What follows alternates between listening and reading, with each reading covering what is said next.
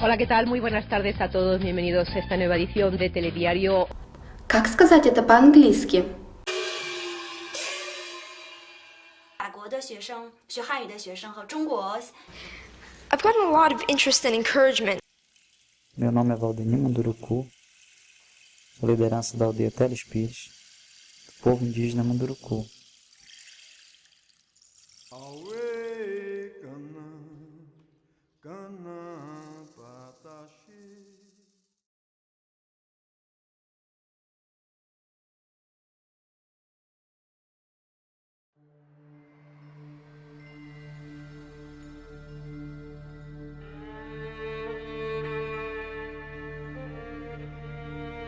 Parmi la multitude de langues qui sont parlées aujourd'hui dans le monde, 12 seulement sont dites sacrées, parce qu'elles sont héritées des 12 races extraterrestres qui ont apporté leur ADN à l'homme au cours de l'histoire.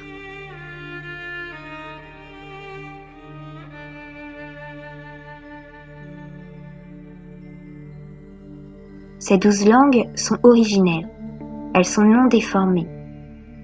C'est celles qui sont couramment utilisées par les races extraterrestres dans notre univers.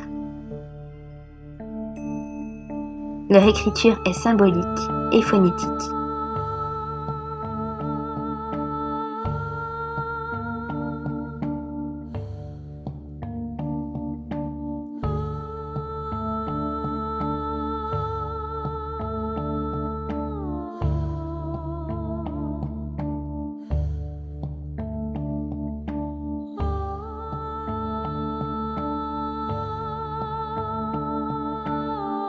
À côté de cela, il existe toute une variété de langues qui sont apparues au fil des derniers millénaires. Les premières ont été créées il y a plus de 4000 ans à la chute de Babylone. Elles proviennent d'une seule et même langue, une langue sacrée, utilisée par les Anunnaki à l'époque sumérienne.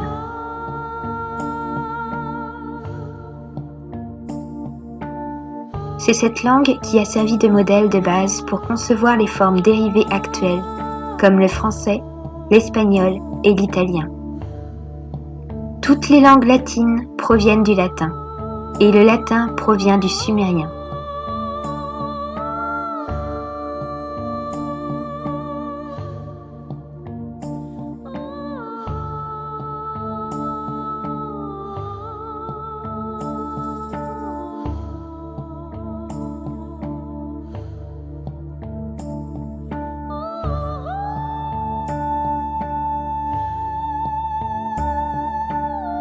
Lorsque le siège des factions noires s'est déplacé de Babylone à Rome au cours de l'Antiquité,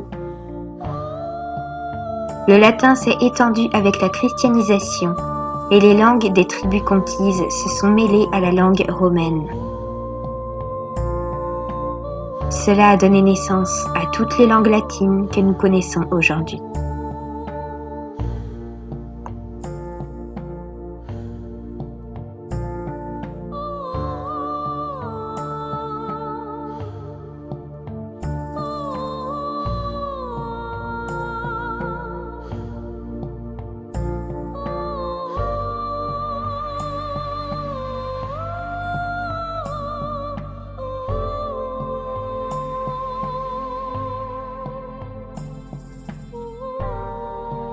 À l'origine des 12 langues sacrées qui sont parlées par les 12 races extraterrestres ayant participé aux ensemencements sur Terre, une première langue existait bien avant. Il s'agit de la langue originelle, la langue de Mua. Elle est apparue il y a bien des éons avec les Elohim dans la constellation de la Lyre. Les Elohim forment l'une des 3 races fondatrices originelles de cet univers. C'est l'une des premières races nées de l'énergie mère de la Voie lactée, grâce au travail remarquable de l'ordre d'Émeraude. Ils ont composé la langue Mua pour faciliter les échanges entre eux, au sein des dimensions inférieures à la 12D, et la langue Mua a produit de nouvelles langues qui ont évolué avec le temps.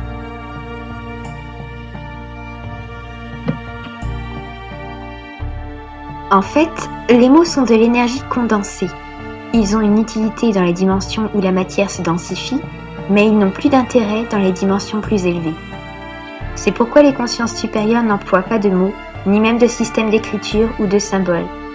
Ils utilisent le langage universel, le langage du cœur, qui est naturel, sans apprentissage, et qui est compris par tous.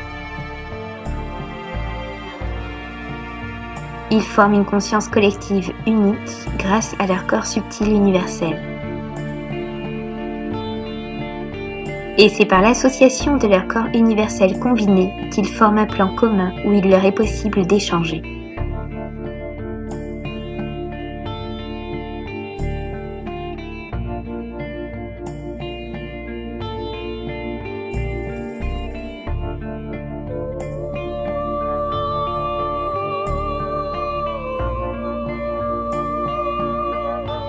Parmi les indigos actuellement incarnés sur Terre, certains ont comme mission principale de canaliser les paroles et enseignements apportés par leur famille galactique à travers des sortes de téléchargements.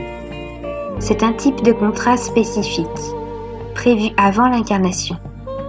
Il permet de réceptionner les transmissions émises par la famille d'âmes avec le plus de pureté possible, en conservant les mêmes sonorités et vibrations. Ces indigos sont en quelque sorte des antennes relais, ou des réceptacles d'informations. Avant de venir sur Terre, ils ont été entraînés par l'Alliance des Gardiens, le groupe d'êtres qui protège les secrets de l'ascension et les portails planète Terre des races invasives dominantes.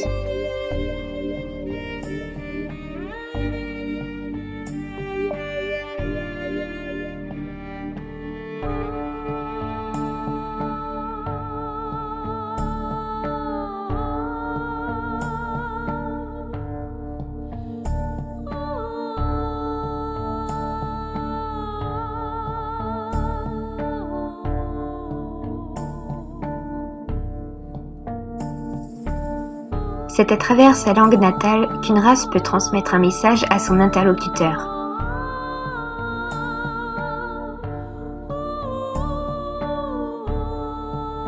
Ainsi, on voit les Pléiadiens communiquer avec Barbara Marcignac en anglais,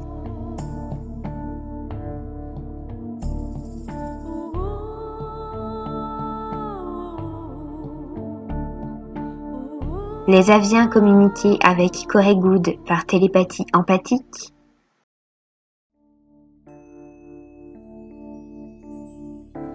les Humites communiquaient avec des lettres scientifiques envoyées à leur destinataire,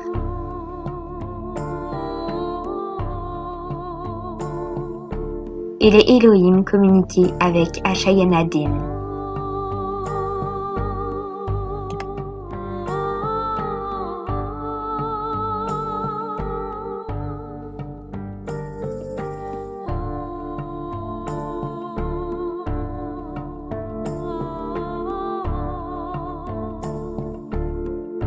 Chaque mot prononcé envoie une vibration dans l'univers.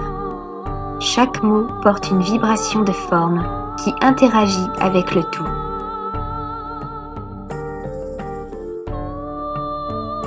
Un mot vole comme un avion en papier.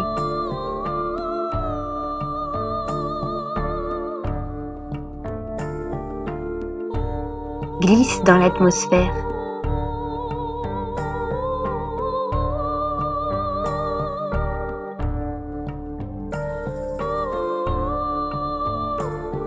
Et se pose sur sa cible.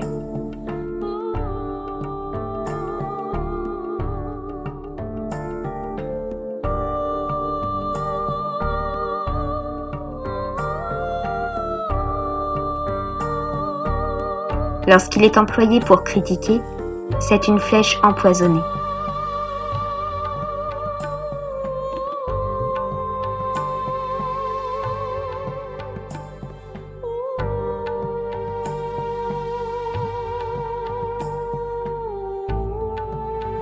Lorsqu'il est employé pour réconforter,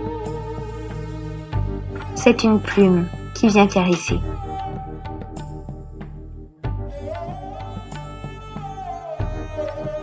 Même si nous n'en avons pas conscience, parler est une forme de magie. Nos phrases sont des formules qui viennent blesser ou soigner, détruire ou construire. Nous utilisons la magie noire lorsque nous émettons des critiques négatives et des jugements, qui transpercent comme des lances les corps énergétiques de la personne visée et l'affaiblissent jusqu'à la rendre fragile ou enragée.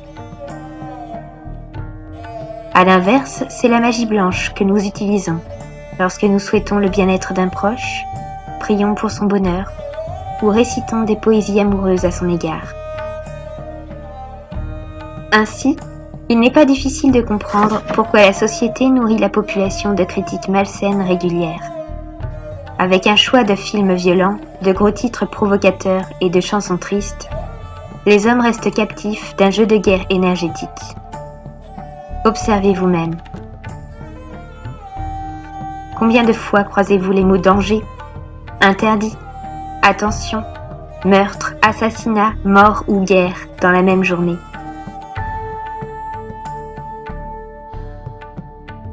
Comment vous sentez-vous lorsque vous restez quelque temps en vacances, loin des gros titres des médias et de l'agressivité des vibrations envoyées? Il vous appartient de choisir ce que vous souhaitez pour vous-même. Puisque la loi du karma s'applique à tous dans cet univers, nous recueillons ce que nous vibrons.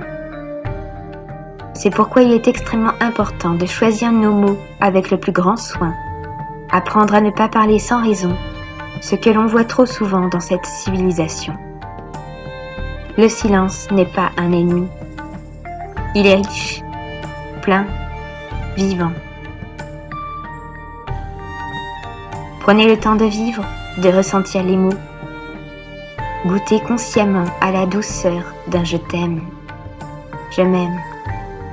J'aime.